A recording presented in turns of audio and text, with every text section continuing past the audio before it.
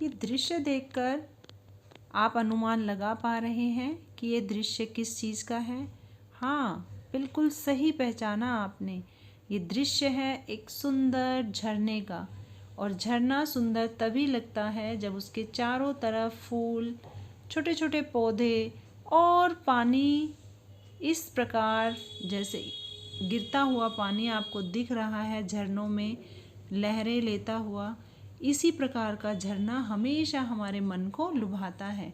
देखिए, पानी ही पानी हमारी आज की कहानी क्या है। इस कहानी में जानने के लिए आप हमारे साथ जुड़े रहिए। ये देखिए, ये नाव को देखकर बचपन का वो दृश्य आंखों के सामने एकदम से आ गया।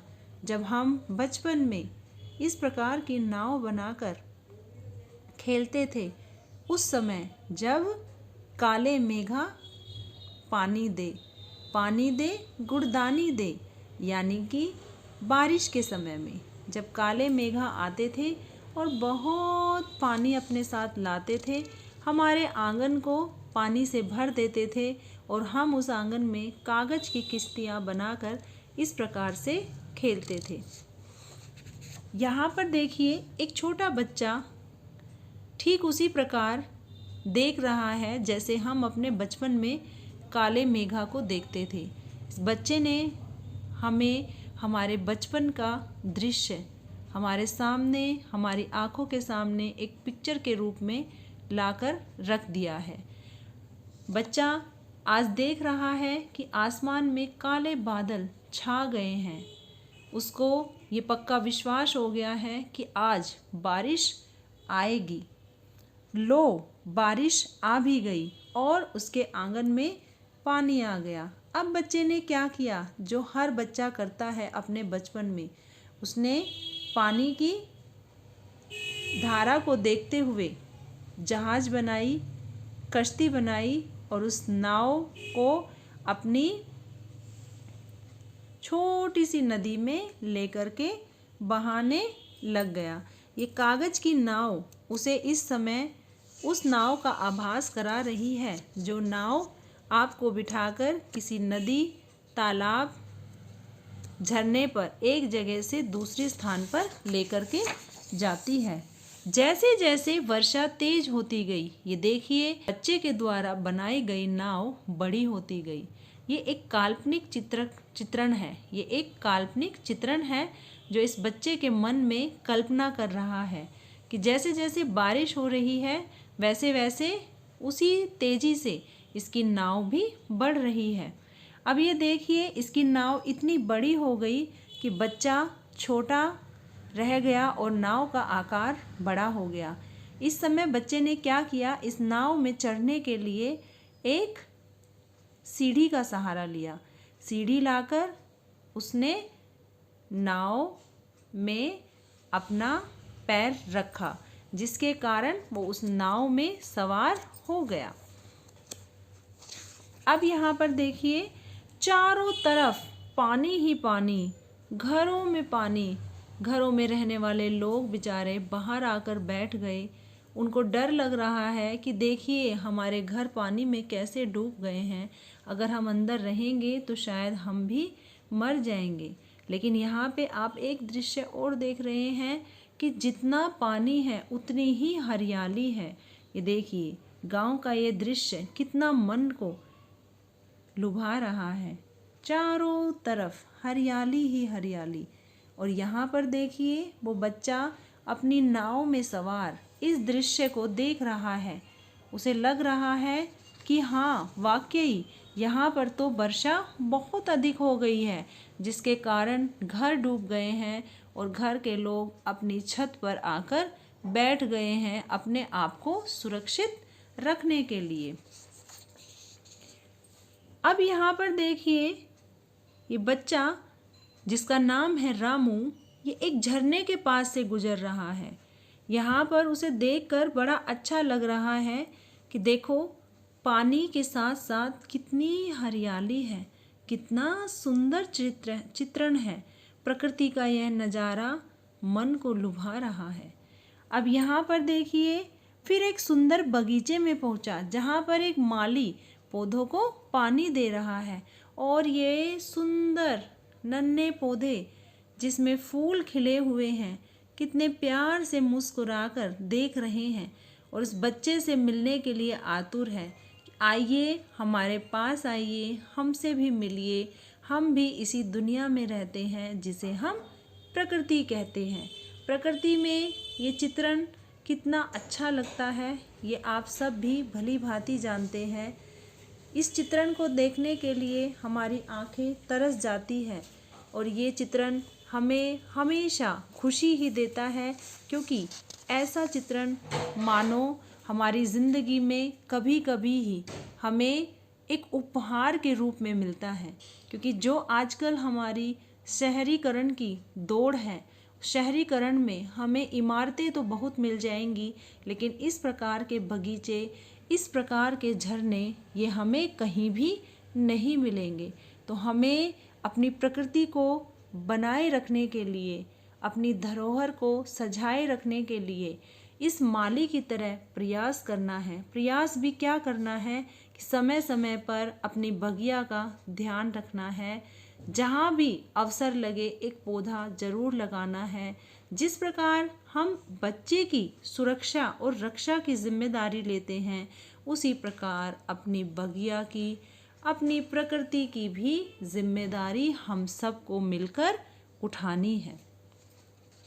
यहाँ पर देखिए, अब जब रामू अपनी नाव को लेकर आगे बढ़ा तो उसने देखा कि यहाँ पर सब कुछ सूखा सूखा है, कोई पौधा नज़र नहीं आ रहा है दूर दूर तक, और यहाँ पर मिट्टी भी कुछ सख्त सख्त है या कहीं पर फिसलता हुआ रेत है। ये देखिए, ये नज़ारा रामू को देखकर कुछ अच्छा नहीं लगा। कुछ पेड़, कुछ पौधे यहाँ पर हैं, लेकिन वो भी सूखे सूखे। ये देखिए, कोई पत्ता इन पेड़ों पर नहीं दिख रहा है। पानी की इतनी गंभीर समस्या, दृश्य देखने से आभास हो रहा है कि ये दृश्य किसी रेगिस्तान का है। हाँ, बिल्कुल सही पहचाना आप सबने, ये दृश्य रेगिस्तान का ही है, जहाँ पर पानी की बहुत ज़्यादा कमी है। इन लोगों से आप पूछ के देखिए पानी की क्या कीमत है इनकी नज़रों में।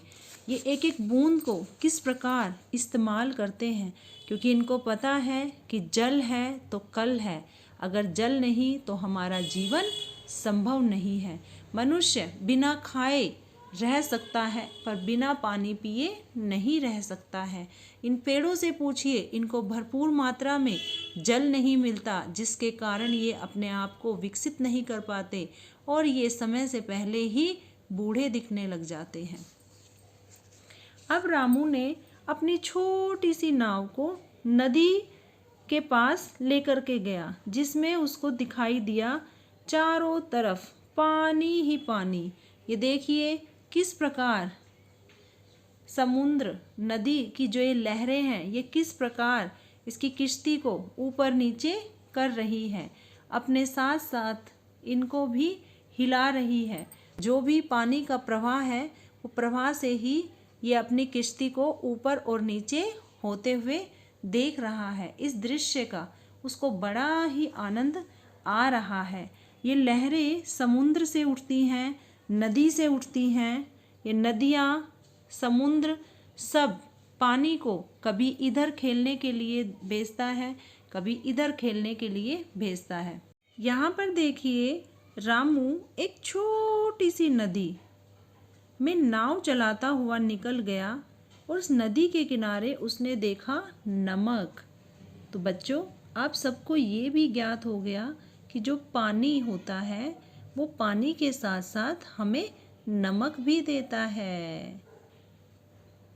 नमक पानी के द्वारा ही बनाया जाता है। ये देखिए, ये नदी है जिसमें रामू की नाव चल रही है और ये किनारा है जिस पर नमक का ढेर लगा हुआ है। ये देखिए कितनी अच्छी अच्छी चीज़ें इस कहानी के माध्यम से हमें पता चल रही है। अब जब रामू समुद्र के पास आ गया, समुद्र में उठती हुई लहरें देखो किस प्रकार ये लहरें उठ रही है। उसी प्रकार रामू की कश्ती भी उन लहरों के साथ साथ ही प्रवाह में आगे बढ़ रही है। ये देखिए, बिल्कुल समुद्र की लहरों के साथ साथ वही दिशा लेकर रामू की नाव भी आगे बढ़ रही है। एक मछुआरा यहाँ पर देखिए क्या कर रहा है समुद्र में। मछली यानी कि अपना रोजगार, वो मछली पकड़ता है, इसको बाजार में देता है और अपने घर परिवार का पालन पोषण करता है। यहाँ पर रामू ने नाव के माध्यम से ये भी चीज़ देखी कि समुद्र में, नदियों में हमें मछली भी मिलती है और मछली पकड़कर मछुआरा अपने घर का गुजर बसर करता है। तो पानी देखिए कितनी सारी चीज़ें हमें दे रहा है। समय समय पर हर चीज़ के लिए हम पानी पर ही आश्रित हैं। जहाँ पानी है वहाँ जीवन है, जहाँ पानी नहीं वहाँ हम जीवन की कल्पना भी नहीं कर सकते। अब नाव में मछुआरे के साथ साथ रामू भी नाव में चढ़ गया, क्योंकि वो अपनी नाव में थक गया था। उस नाव को चलाते चलाते थकान हुई उसे, एक लंबा सफ़र तय करके वो आया था, इसलिए उसने मछुआरे से मदद मांगते हुए उसकी नाव में आकर बैठ गया, क्योंकि वो भी एक छोटा बच्चा था। घर आकर देखिए अपनी थकान को मिटाने के लिए, अपने शरीर पर लगे कीटाणुओं को हटाने के लिए उसने फिर से पानी का इस्तेमाल किया। ये देखिए कितने मज़े से वो पानी से नहा रहा है। आप देखिए, मनुष्य सुबह उठने से लेकर सोने तक की क्रिया को बिना पानी के नहीं कर सकता है। नहाकर, क्योंकि उसको थकान हो गई थी, तो रामू ने अपना बिस्तर देखा और उस पर वो आराम से सो गया। प्यारे बच्चों, इस कहानी के माध्यम से मैं आशा करती हूँ आप सबको यह तो बात ज़रूर पता चल गई है कि आपके जीवन में पानी का क्या महत्व है। तो पानी को आप सब मिलकर बचाएं। अपने जीवन को सुरक्षित रखने के लिए, अपनी इस धरोहर को सुरक्षित रखने के लिए, आने वाली पीढ़ी को इस चीज़ से अवगत कराने के लिए, इस कीमती वस्तु को जिसे हमें प्रकृति ने दिया है, हमें सजो कर रखना है।